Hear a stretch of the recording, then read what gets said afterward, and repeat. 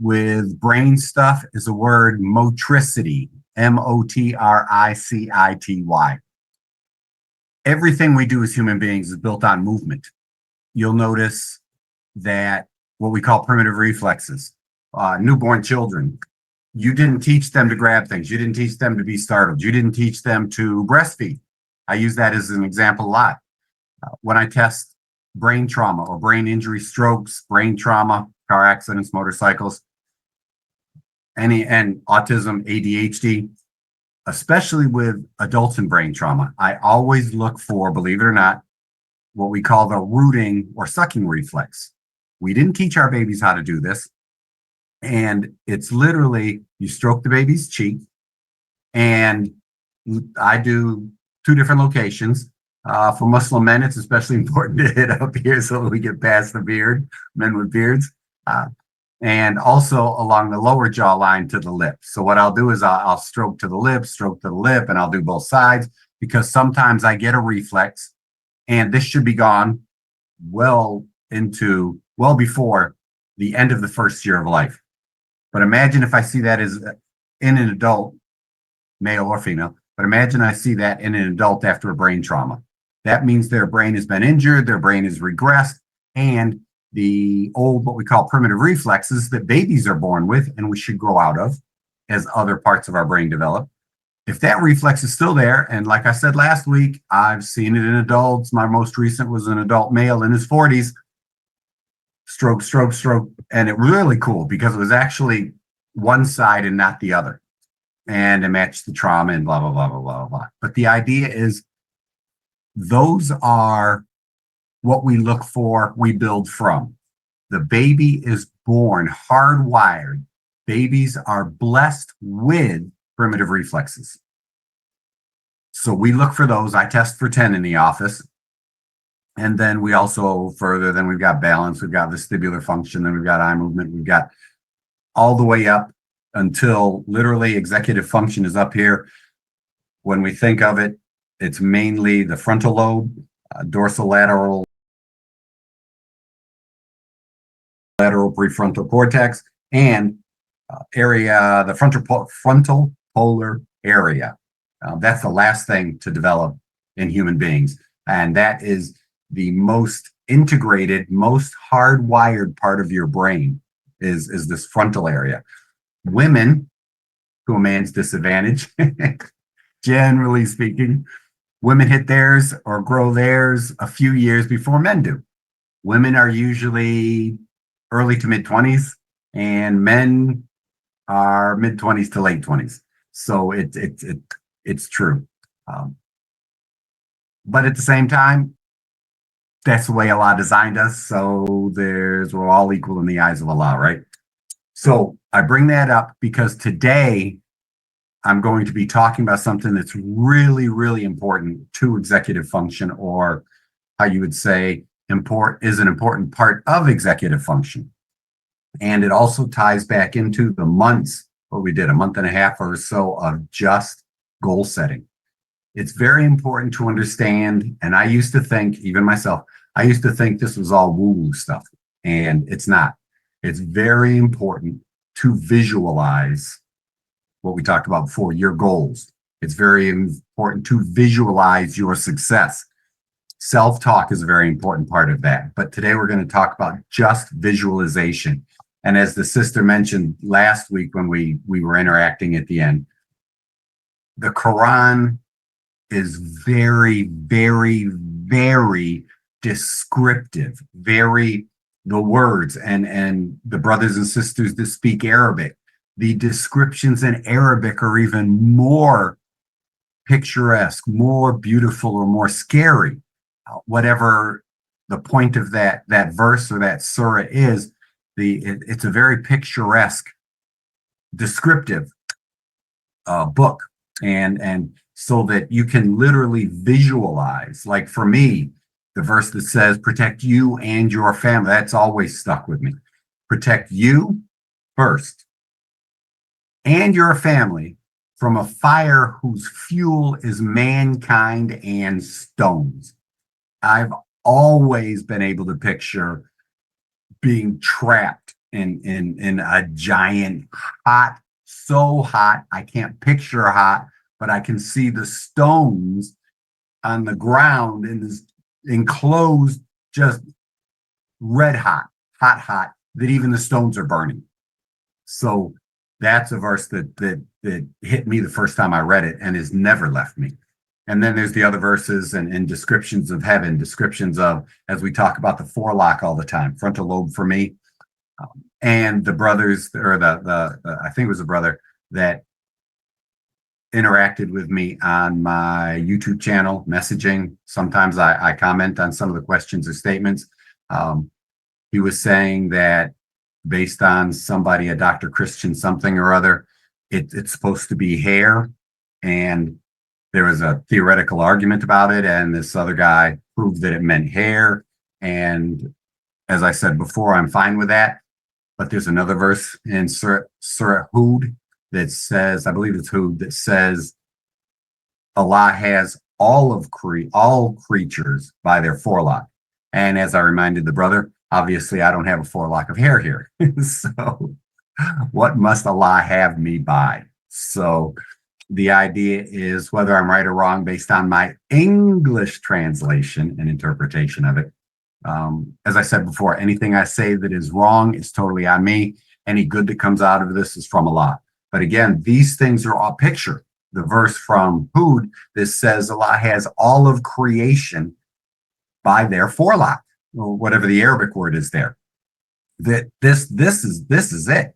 So for me, these pictures and the beauty of heaven and descriptions of the good stuff and the descriptions of the bad stuff. The yes and the no, the halal and the haram, the rewards, the punishments. It's very important, and that leads me right into the visualization. When you are doing anything, take a second to visualize an outcome. If you're setting goals, as we did, I didn't make a big deal about visualization, but as I explained, and that's why I'm doing a talk on visualization today. As I explained, it's really important to have a concrete idea and picture of your goal. Yes, a very concrete picture of your goal. For Muslims, goal setting should be easy. We've got a goal of and non-Muslims also, sorry. We've got the ultimate goal is heaven, except for the atheists, if there's any atheists in our audience. The ultimate goal is heaven. So think about what takes place there and your picture of heaven. There's beautiful verses. There's the hadith of the Prophet Muhammad sallallahu alaihi wasallam that describe heaven and the shade of the tree that is so big and casts so much shade that it takes 700 years for a horseback rider, to travel from one end of the shade all the way to the other. 700 years. That's how big and beautiful this tree is and how comforting that shade is. So we've got all these pictures. So what I'm going to do is, with the Quran is my example, I'm going to emphasize the fact that all of you start visualizing that goal that you should have written down. You should have come up with a great goal, one in many. You should have come up with a great purpose. Maybe it's for the good of your family, for the good of the community, for the good of society, for everyone in the world. Whatever your gigantic motivating purpose is, your goal, your purpose, and then your action step. And then how long is it going to take you? If you could get it done ideally, what's the time frame? Is it a 1 week goal? It is a 1 month goal? Is it a 1 year goal? Is it a goal for your lifetime? I'm not a big fan of, I don't plan on retiring, so I don't have a retirement goal. But some people do, and I'm cool with retirement. Believe me, it's not good or bad. I just don't see that anytime soon. The idea is, though, if you have a goal, literally close your eyes right now, and you can listen to me. Close your eyes and picture what that goal is. There's some great research about, they use basketball players, they use golfers, they've used a lot of sports stuff because you can measure that right now. And there was a basketball research that had three different groups. You had a control group that didn't do anything. You had another group that practiced every day for an hour. You had another group that did not practice, but visualized every day for an hour. So what they did was they measured how good they were at shooting a specific shot. I think it was a foul shot. And at the end of at the end of 2 weeks, they measured changes, if there were any. The control group that did nothing saw no improvement, no change, no improvement, no decrease, nothing. The group that practiced every day, they actually improved by 24% in 2 weeks. Literally, practice and perfect practice improves or leads to perfection, right? Leads you towards perfection.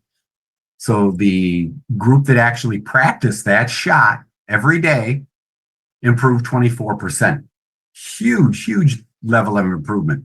The group that only visualized didn't improve as much, but they did improve, picture this, 21%. Visualizing. Now, don't just sit around and think about losing weight.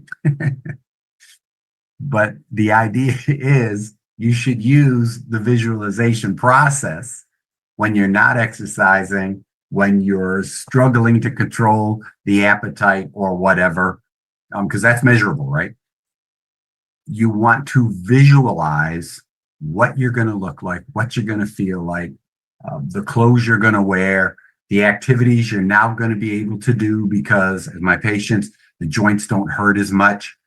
If you're doing a little bit of exercise, which I teach and encourage at the office, we improve muscle tone and stabilize, particularly the knees and the ankles and the hips, right? And the lower back. I apologize. While I'm thinking of it, the lower back exercise I said I was going to put up on my Instagram account. My son got sick that week, so I wasn't able to use him to demonstrate while I talked. And then he was making up with overtime stuff this past week, what he didn't get paid the week before. So that is still there. And he and I are planning time together this weekend to literally knock out a few videos that are real straightforward for lower back stuff. And again, though, visualize, open your eyes if you haven't already. Sorry.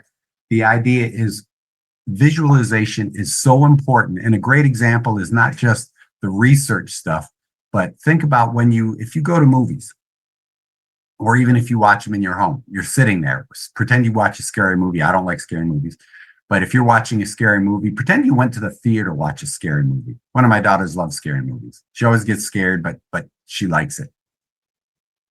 You go to a movie, you pay $5, $10, and you're with friends. You're in a theater, nice cushiony seats, and pow, the scary part happens, and you still jump. You walked in there. You know it's fake. You know there's no threat. Why are you scared? Your brain cannot tell a joke. Your brain believes your eyes darn near more than it believes everything else. So imagine if you still use your eye function, but close your eyes, like I'm going to close my eyes and I'm going to visualize all the different descriptions of heaven that I've read, I've heard, the green soft silk gowns, on couches, and in Jannah, men are will be dressed in silk, comfortable, surrounded by people we love and people that love us. We can think into existence any food or drink that tastes better than anything we've ever had here. Open my eyes. Think about if you visualize your end result. And in goal setting, that's hugely important because what we're talking about is what is that ultimate goal? What does, pretend it's weight, not basketball or golf. Pretend it's weight because I don't play golf. The idea is pretend it's weight. I used to do, for the office, we used to do these weight loss dinners and talk and advertise and invite people in for a dinner, try to make it as healthy as we can, and then invite them in as patients. One of the questions I always ask, because I like fives, is how many people want to lose 50 pounds? Almost everybody in the audience, literally at every dinner, would raise their hands. How many people have tried? Almost everybody in the audience has raised their hands. Then, how many think they can? Boop.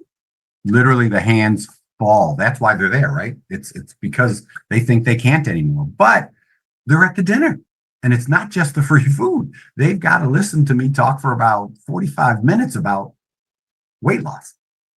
And the idea is when I do say, how many people could lose 50 pounds, or excuse me, how many people could lose 1 pound this week? Almost everybody, and you see where I'm going to go with this. Almost everybody raises their hand. All of us can probably lose 1 pound a week. So now, if your goal is the big 5-0, and you can lose 1 pound a week, that's your action step. Now, what's your time frame? A year. Now you've got 2 extra weeks just in case, right? So imagine now you start visualizing, holy cow, a year from today, this is what I'm going to look like. And it's an easy picture. What did I look like 50 pounds ago? You have those pictures if you haven't gotten rid of them. You know what you look like 50 pounds less. You may remember what year of middle school, high school, college, or the first in your 20s or in your teens, whatever it was. You have that picture in your head. You have that picture in your head, and imagine what it looks like. Visualize that end result at 1 pound a week. Does that make sense? If it's a monetary goal in the office or in your workplace, pretend you want a $5,000 raise in 1 year or 10,000. What does $10,000 look like in a stack of 100s at the end of the year? Because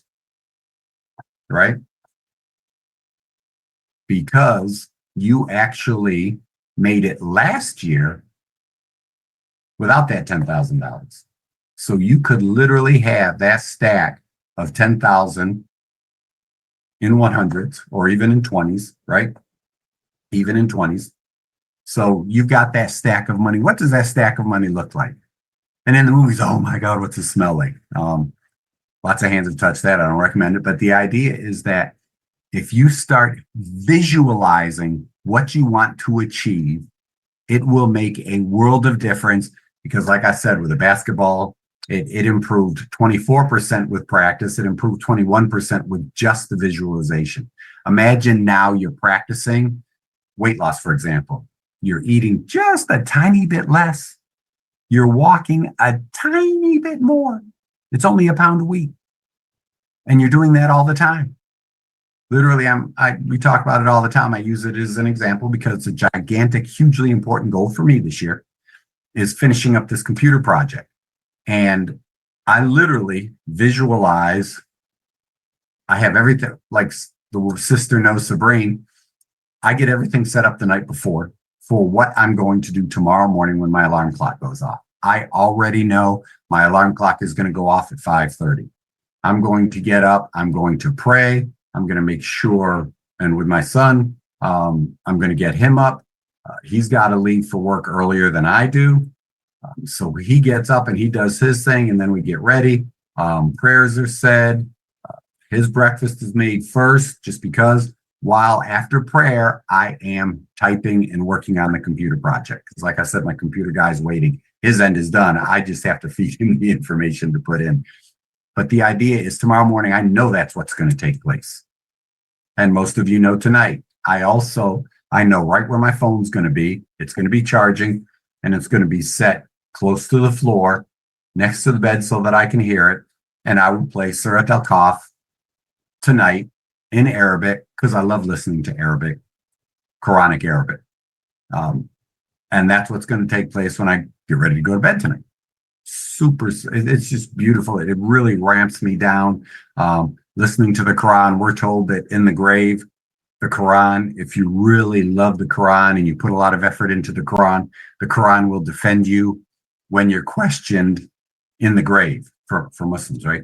So I want the Quran to argue for me that I listen to it darn near every night. And the Quran knows that I love the Quran. And I picture that. So the idea is if you envision your goal, whatever it is, whether it's basketball, whether it's the extra stack of money at the end of the year, or imagine the stack of bills you may have that you've paid down because you earned that extra money. Does that make sense? So there were two ways for me in my office to make more money: get a raise and figure out how to work more. And I told you how I did that last month, I think. So if you picture your goal and then you try to figure out the action steps that go with it, really close your eyes, envision it, and figure it out. I'm not lying. It's not woo-woo to me anymore. It is scientific fact. Just like when you go to the movies and you believe what you see, your brain will already know, like the basketball and the golf studies that I mentioned, your brain will already know what success looks like. Meditation works. It's all that stuff. But I'm talking use that same idea with active visualization for whatever success you want to have. And then it even, like in my case, when I visualize, it even introduces other action steps. While I'm thinking of it and focusing on it, an idea will pop in and I'll add that. Like this computer project turned into a matching written guide. And then trying to figure out how to work that out, a couple of ideas came in for adding books to that. So literally, when you really, really, really get into it, and when you visualize, your brain believes you. Your brain knows that it's important because you are focused on it, not just once, but a little bit. Repetition is key. Your brain's language is repetition. The more you think about it, the more important your brain thinks it is. Like we talked about with goal setting and family relationships, the more you think about pleasing your spouse, helping your children, making yourself a better person, hugely important with goal setting and achieving is not a selfish, but improve yourself and bring a better you to your relationship. When the sister was talking about, and we did a whole thing about modeling yourself into a good potential spouse, right? Be the best person that you can be so that you attract the best people to you. It's really important to, like I said, with a quote about protect you and your family, right? So you really want to make sure you're role modeling the right stuff for your family, especially us men. Don't be a sloppy man and expect your wife to maintain her beauty. Don't be a sloppy man and expect your kids to be hugely successful just because you told them, right? Kids do what you do, not what you say. And they never do everything you do. And they very rarely do anything you say. I have four, love my kids to death. But the idea is bring the best you to your situation. And again, focus on yourself, but visualize exactly what you are trying to achieve. It's no exaggeration based on the research. If you envision it, and it's not, how do you say, the idea that think and it shall just happen. I don't go that route. It's everything is the powder of Allah.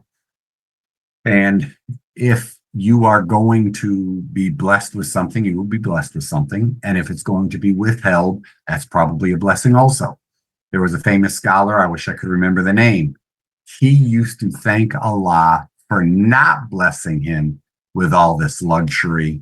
And he said, because he saw others that were given those blessings and it broke them.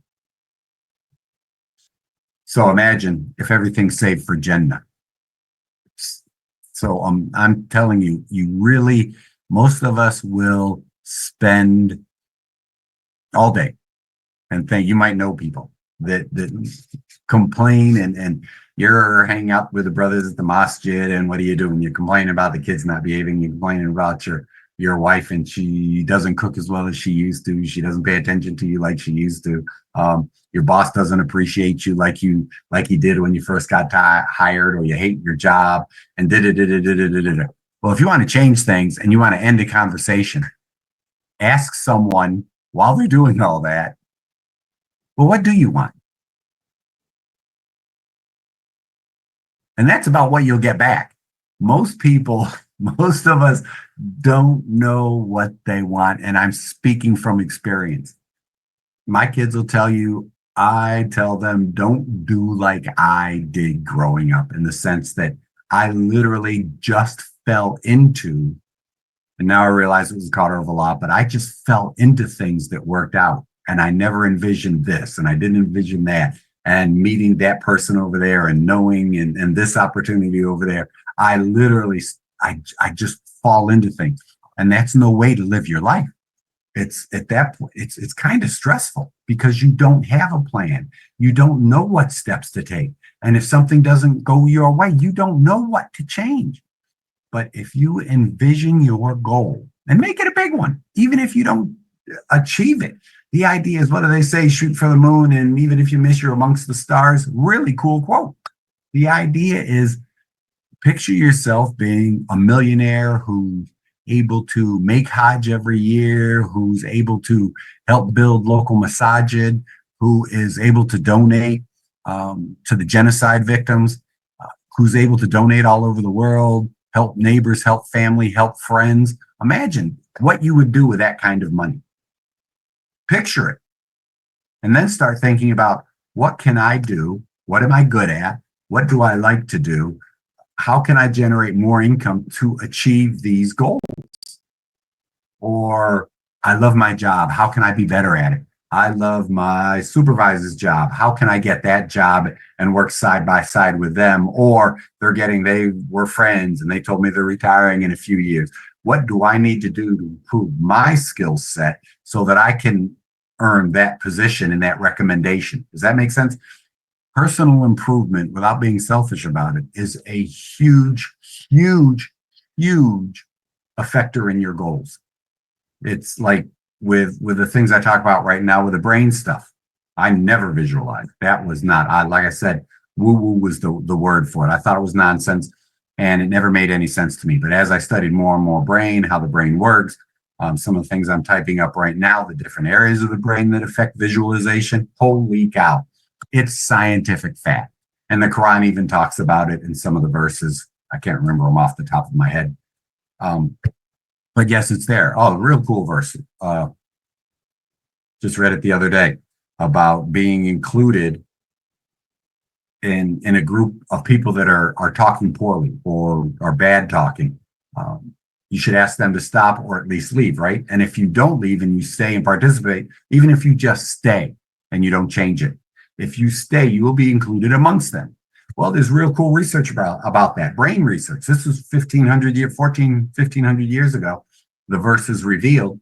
And now there's really cool research about that, showing that in groups that are working together on a project, they want to figure out how to help businesses and stuff. If you're working together on a project, literally, they measured them with EEG, QEEG.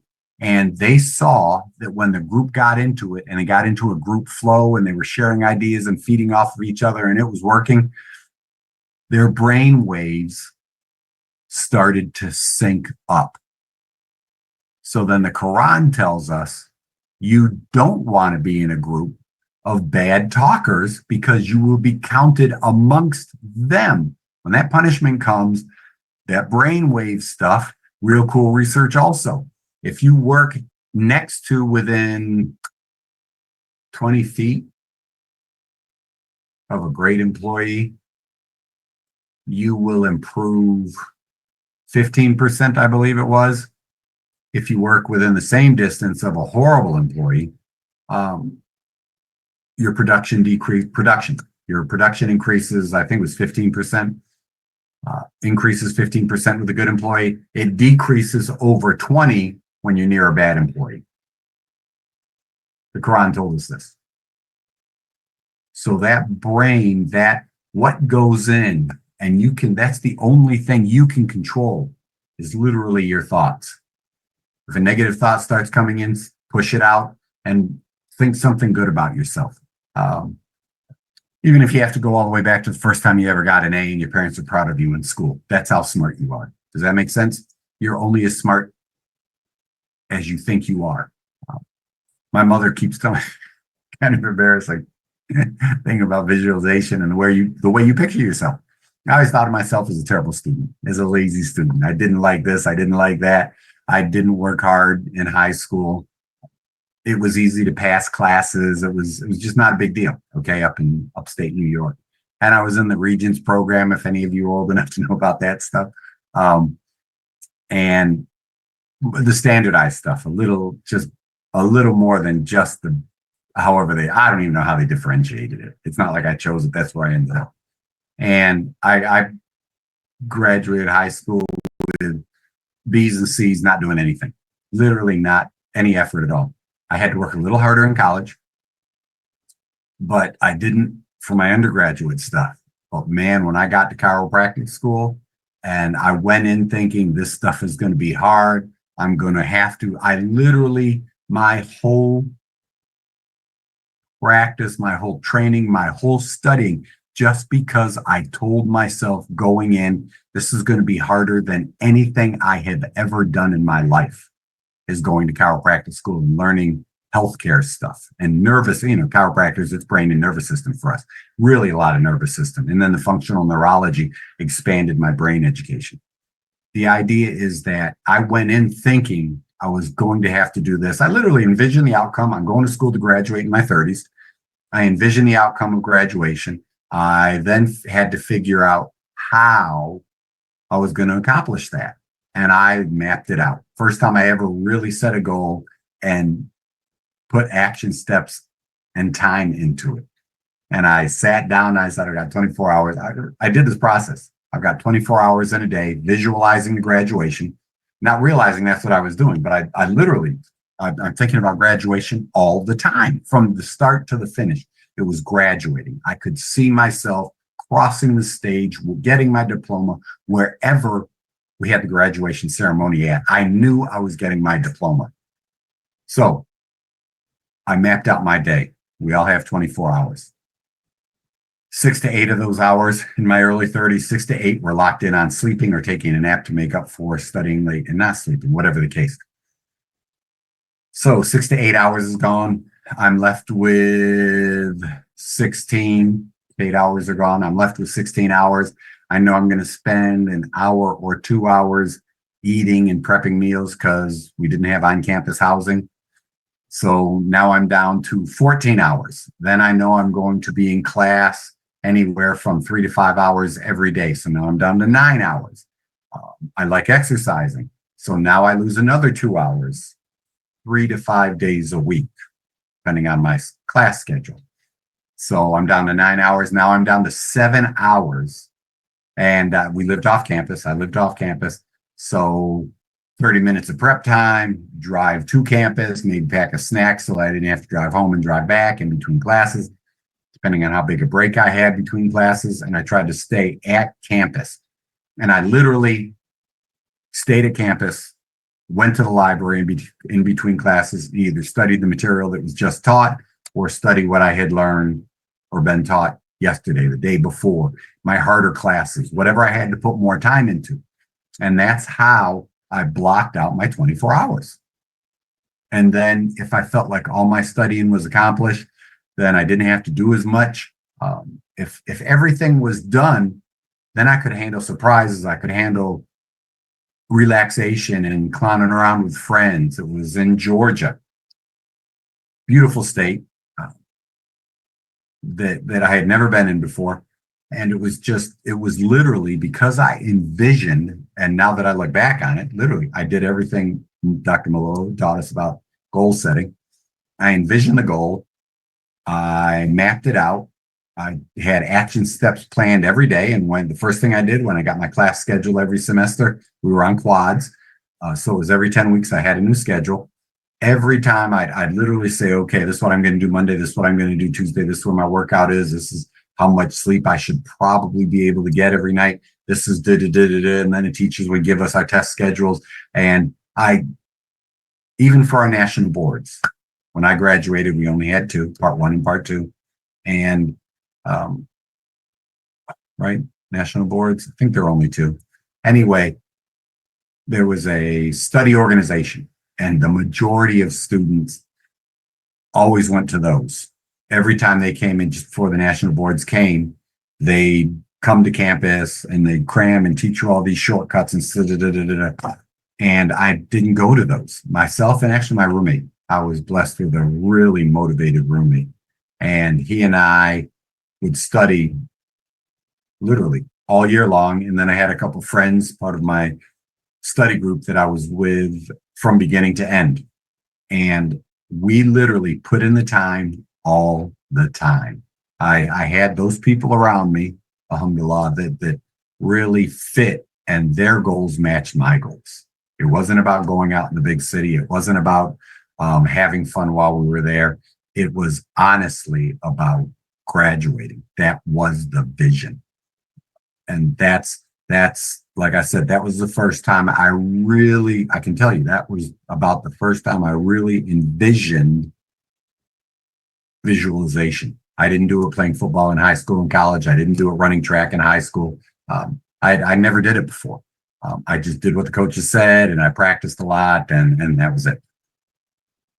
Envisioning that next level, I can't emphasize it enough. That's literally some of the highest executive function, but it's also a good way to train in executive function. Picture yourself achieving that goal of a raise, being earning the respect of your coworkers, that you do get it from your boss. If you can't, I don't recommend quitting, but the idea is improve yourself and make yourself more marketable. Make yourself your education, your self-improvement, make it on a higher level. Increase your knowledge, increase your marketability, increase your pay, kind of thing. In relationships, when I talk to my kids all the time, none of them are married, and they always talk about, how do we this and how do we that? And I always say one of the things, of course, is kindness.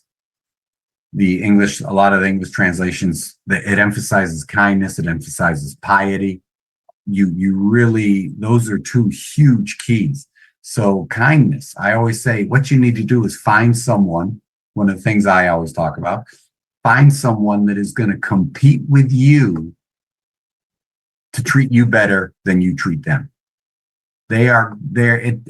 What a fun competition that is. Think about it. If your partner, if your spouse, with your kids, train them on how to be helpful by you being helpful. My son had to be at work unbelievably early today because of the weather down here. And I set my alarm. I got up at 2:00. I made sure he was up. I then, rather than go right back to bed while he was in the shower, I literally made the breakfast. I made him one of his favorites, eggs. The egg was folded over. I scrambled it up and let it go as a pancake. Throw some cheese in there, fold it over, toasted the bread, buttered the bread, and then halal. I put pepperoni slices on it. It's actually, I think this one is halal turkey roni. And a container of coconut water. He got back today and said that was the best sandwich he had ever had. But the idea is competing with my kids to do something like that. Then they literally compete with me. The other day, my one daughter, her 23rd birthday, we all went down there. And the next day, I went out with my other daughter for lunch. She had the day off, and my daughter the birthday girl had to go to work. So my other daughter asked me to stay in town, and she said she wanted to go out to lunch. So we went out to lunch, and my father set the example. And so I try to do it all the time. I always pay. I'm literally trying to pay all the time. Man, don't you know, she told the waitress without me knowing to give her the bill. So my daughter, competing with me, one and took and paid for breakfast, for brunch. So the idea is, again, and now my youngest son, making him the sandwich and stuff, it didn't take anything. I literally, my alarm went off at 2. I heard, and then I made his breakfast and talked to him for a few minutes, made sure he was real awake and not nodding, and I put him to bed early. It's literally, he fell asleep before Risha, then I wake him up, and then he goes to bed right after that. So it's with spouses, with family members, with friends. My circle is kind of tight, but the idea is compete with people in kindness. And imagine if you find a spouse that does more for you than you do for them, but it's because they're putting in the extra effort to beat you at the extra effort you're putting in. Be the person that earns that deserves that. That Allah wants you to have that kind of blessing stuff, okay? And that's, and you've got to envision that. You literally have to think about the things that you can do. I knew what I was going to do when I went to bed last night. My alarm clock went off at 2:00. I knew I was going to stay up and make breakfast for him. And I knew right after he left, I was going right back to bed. That was the vision. And then I got up for Fajr, alhamdulillah. But the idea is you envision that stuff. Do you see how like that worked? I knew what I was going to do. And most of you, it's not hard. It's not a lot of extra stuff. Most of you already do it. You know what time you're getting up for breakfast, for work tomorrow, for example. I know Fajr is between 5, I think it's 5:13 now. 5:13 and, or is it 5:20 and 6:13? Anyway, when I get up at 5:30, it's right on time. So my alarm clock is set for 5:30, right? That's envisioned, that's planned. I know what I'm going to do. And then we're going to do what I did today, except it's not 2:00. And then after I'm done with my prayers, cleaning and praying, I'm going to come over here. I usually don't eat before. And I come over, I sit down at the computer, and I'm going to do my typing. And then I'm going to eat. Then I'm going to jump in the shower, clean up, and get ready for work. Does that make sense? You guys are probably going to, like Sister Sabrine is going to wake up about 1-2 o'clock in the morning, as she said. She's going to have her book and her writing material, whatever she uses, pen, paper, pencil, and she's going to set everything up. And when she wakes up at 1 or 2 o'clock, inshallah, she's going to get up, do whatever get her drink, get her her coffee or her water, and she's going to sit down and start writing a little bit. And then if she nods off, she did what she already knows. Most of you know you're going to get up, you're going to pray, you're going to have breakfast. If you have kids, you're going to start getting them ready. Everybody prays together. You feed them, you get them ready for school, and then you go to work or you stay home, whatever yours is. You already envision most of it. Now make it a conscious act. Literally map out the day if you want to, like I did for chiropractic school. Map out the day. What's the 24 hours going to look like? And it doesn't have to be what they say written in stone. Literally, if you make a schedule, and like my schedule today, there was a change. But because I had a plan, it fit right in there. I just had a hour-long couple side trips, but I got it done in an hour. And then I went right back to my plan. Got some of it done. Like I said, 2 o'clock, went back to bed, got up, prayed, ran over to the bank, ran over to pay for something that's being done for me. Then I had to run a couple of errands for my mother. Today's my day off most of the time. Ran a couple of errands. That was a surprise, not disappointment, just surprise. Made it fit, went back in. Then I did my typing. I was going to do that earlier, but I did my typing. Then I exercised. And then, let's see. Oh, then we led right into this. Does that make sense? So pretty relaxed on a day off, but I had my plan for my day off.